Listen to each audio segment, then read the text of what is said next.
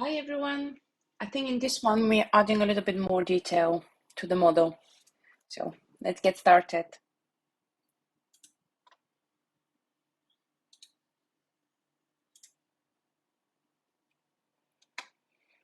Okay.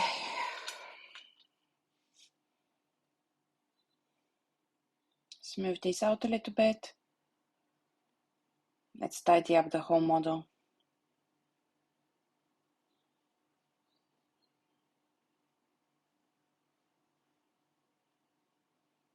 Oh, I did come out of Maya. See, it's working in the smooth mode.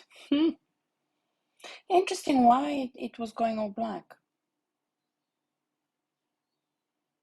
Oh, never mind. At least I found a solution. Sometimes it's so annoying when you can't figure out why something's happening. And you're just going like in circles thinking, what did I do wrong? What's happening now? But usually the best thing is if something, gets stuck or something's not working properly, just what I usually do, save my project. If I can, sometimes you can't because Maya just freezes. And get out, in and out of Maya, and then it sorts out the problem. Anyways. Oh, he's quite edgy. Yeah, I don't think I've selected all the faces when I did the soften edge look on it. That's fine, I'll fix it later.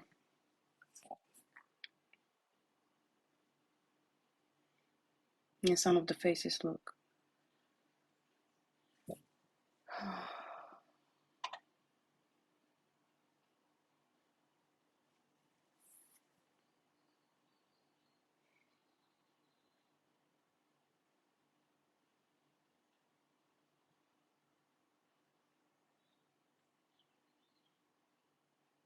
Okay, we can add some more detail. You see where a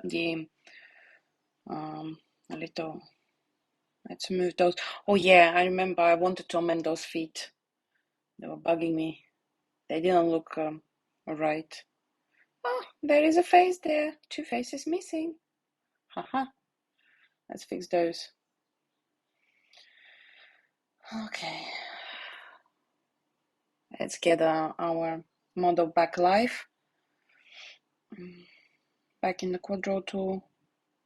Oh, you see, we missed those two faces before. Okay, let's turn off live. Get back into our low poly. B on the keyboard to reduce the size of the brush, of the sculpt brush.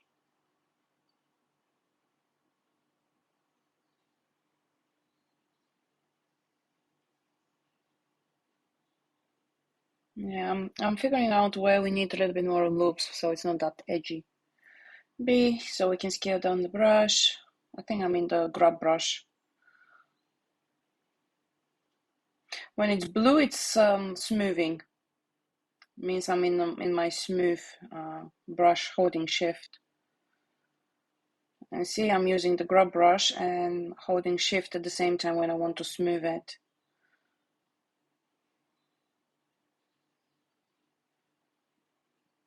Sometimes it's easier using the grab brush.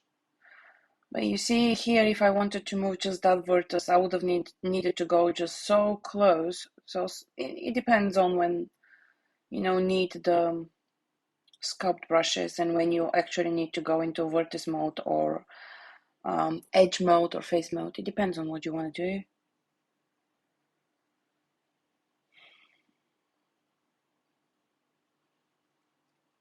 Let's straighten all these out.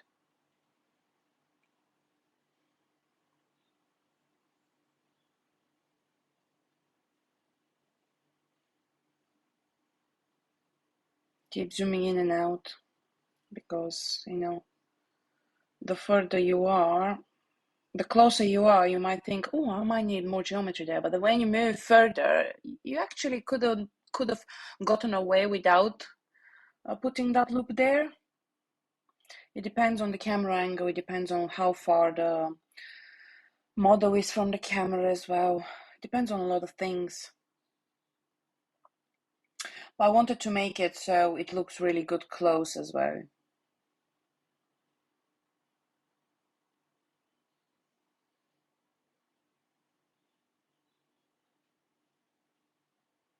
See, back in the vertex mode.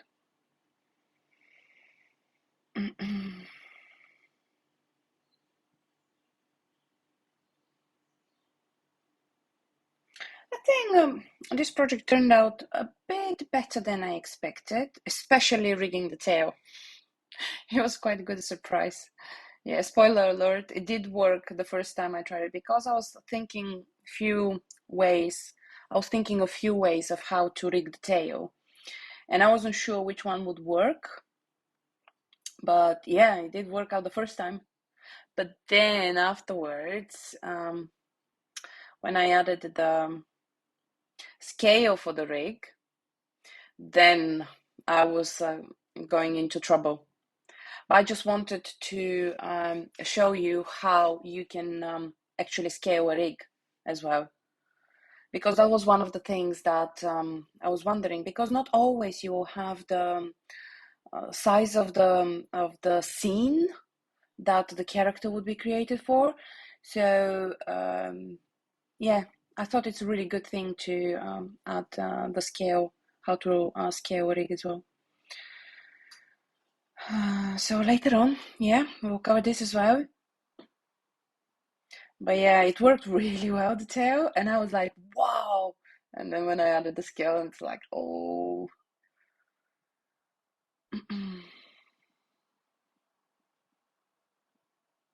Yes, I'm thinking here.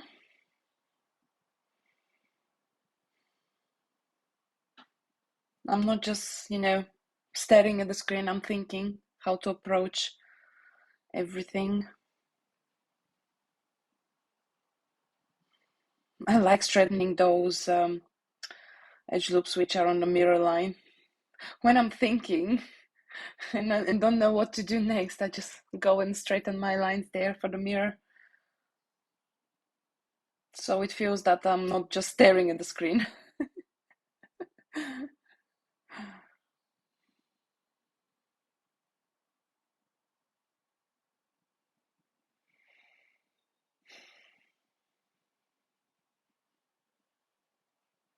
Yeah, I think maybe the topology, maybe I could have done the eyebrows area a little bit better.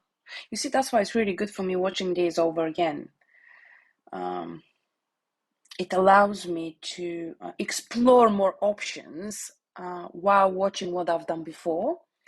And for the next time, it would make it my thinking process probably not as long. But yeah, I think there around the eyes and the eyebrows, I could have added a second loop here. Yeah, it would have been better. Yeah.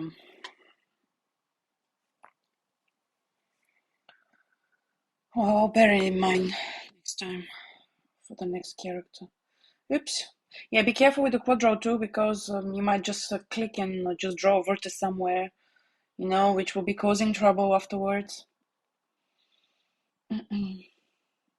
Bear in mind that. Are we done? No, we're not done. Did I get interrupted again? Or paused for a reason? I think I've had enough thinking at the moment and I just paused it.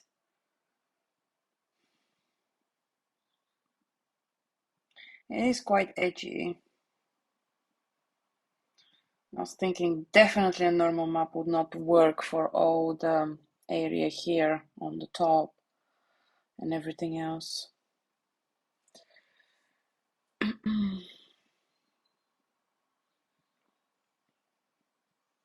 Straighten those out a bit.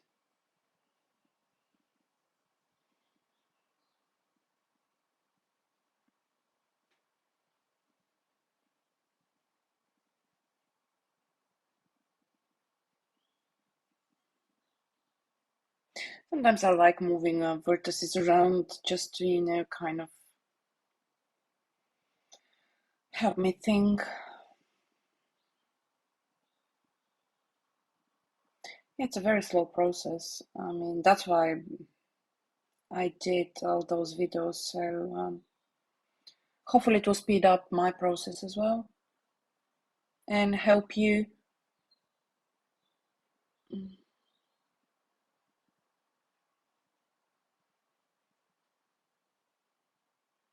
Remember in the beginning when I started,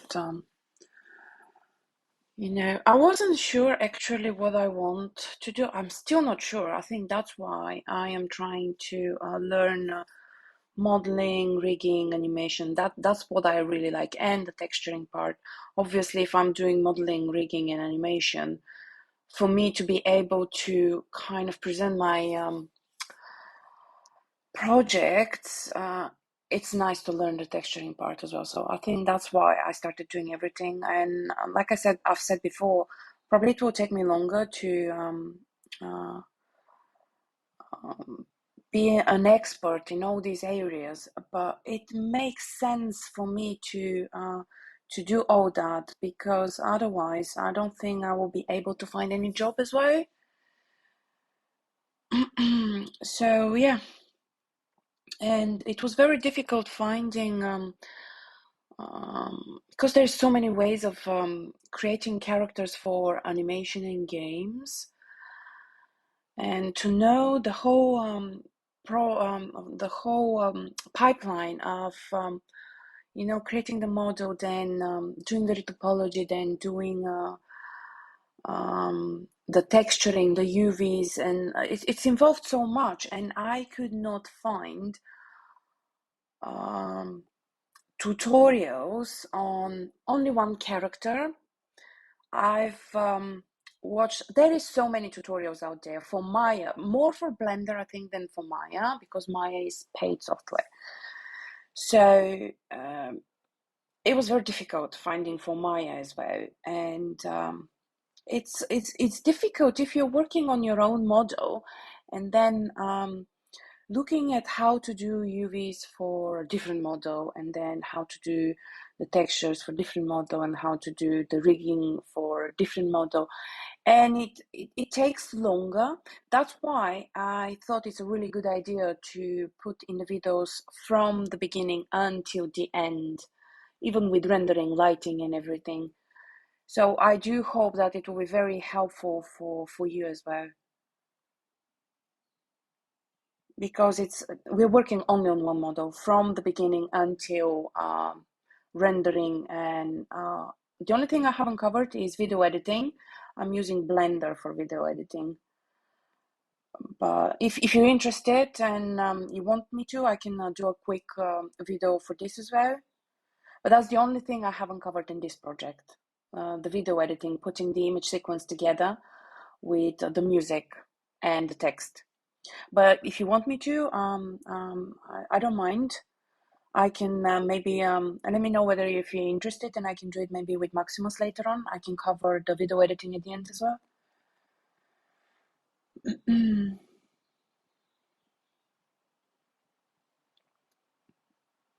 Still tidying up. You see, I keep coming back to that area there between the eye socket and the eyelid, because you can see the edge here, how it's not good there. So that's in the soften edge mode.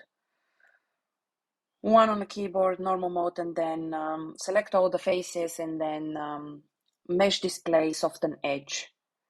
Because we usually try to do this for when we are doing Substance Painter, baking the maps from high poly to low poly. We try to use soften edge, because before, I don't know whether you remember, before we actually displayed it as soften edge, it was very edgy. How can I say it? Well, you can literally see all the faces. Hope it makes sense what I'm saying. You might have noticed I like talking a lot. I think sometimes my husband doesn't appreciate it, but that's fine. I think he's learned to live with it. Both my daughters are like me. Chatterboxes. It's two of them. Bless them. Yeah. Quite busy this week. We are. The other one has her SATs, so she says she's doing well.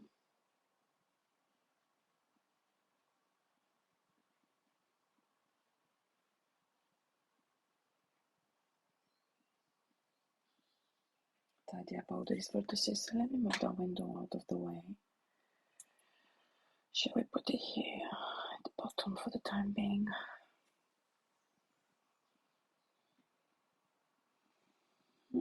There is still areas which are not. I think here I was still considering trying to get it ready for Substance Painter, but then I didn't want that loop there. But then I think I just, yeah, the loop there, so we'll need those there. There, loop there will do as well.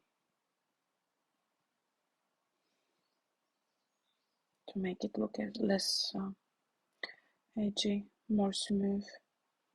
I didn't want that, did I? Yeah, Command Z. I didn't want that. I wanted all around the leg. There for the bending and rotating. We'll need that extra geometry, so we can add more geometry there. That's the point of the topology. It's basically creating the topology in a way that it will suit us. So a little bit of knowledge in rigging animation is very helpful to know where you would need the loops and where you can get away with less. So it's easier for the animation process. And the rigging as well. I mean, for the weight painting, the less geometry you have, the better. But what I realized is now I've got another paid project I'm working on, and I'm working on very, very low poly models, rigging them and animating them. And I found that the weight painting, when I put on the smooth mode and then hit flood for the very, very low one, it doesn't work very well. I just need to go with the brush. Where you have a little bit more geometry, it's easier. You can flood it with the smooth too. You'll see later on what I'm talking about once we get to the rigging process. But yeah, not too much geometry. It's not very nice either. So getting the right geometry is very, very hard. Yeah, they're the loops around the neck. It's good to have them because for the head going up, down, rotating. So we've got enough geometry for the stretch.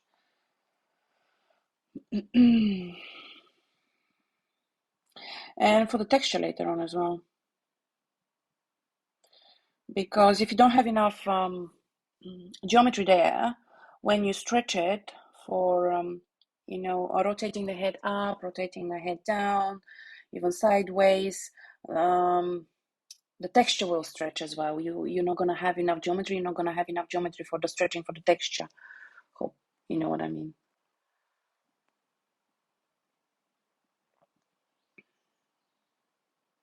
What are we doing here? We're not done, are we? Not yet. A little bit left.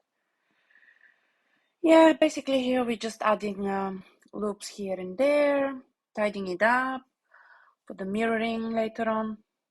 Oh no, I think in this one, first I did the mouth cavity and then I did the mirroring, which I think it was a mistake. Yeah, which I think it was a mistake.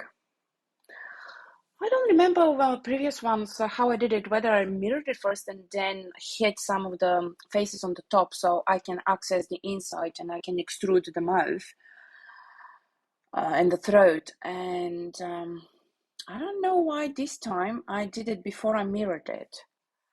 You'll see what I'm talking about after we start doing the mouth and the throat. I don't know why I thought that it's easier to get the mirror line. Yeah, that's my other next one, my other paid project.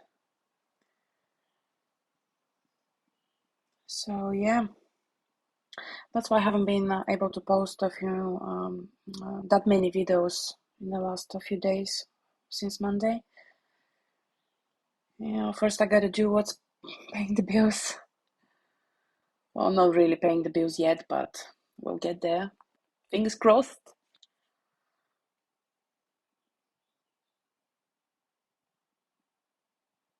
Okay, lovely. It's looking much better. Much, much better.